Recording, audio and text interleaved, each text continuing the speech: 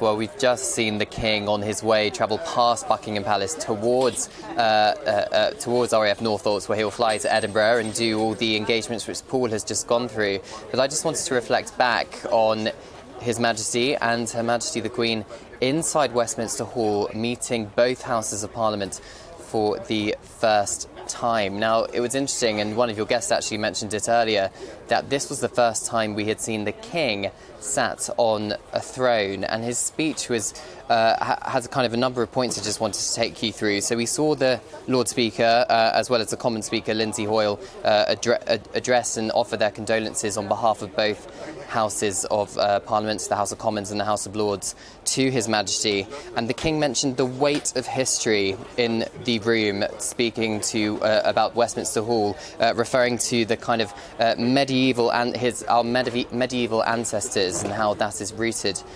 in our democracy here in the United Kingdom. He also paid tribute to his late mother, Her Majesty the Queen, 70 years on the throne, and mentioned the various different monuments around Westminster Hall and the Palace of Westminster to do with the various jubilees which Her Majesty had marked and celebrated over the course of her reign. So he mentioned sundials for the Silver Jubilee and the Golden Jubilee in Old Palace Yards. He also mentioned the magnificent stained glass window which was above him within Westminster Hall, which was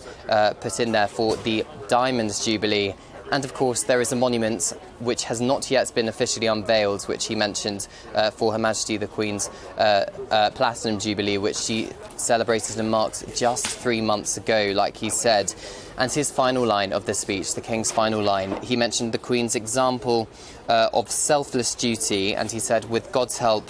and your council, the council of politicians in the Houses of Parliament in Westminster, I am resolved to follow. Now, that was followed by the national anthem, and I think that has sealed the King's fate somewhat for a life of service.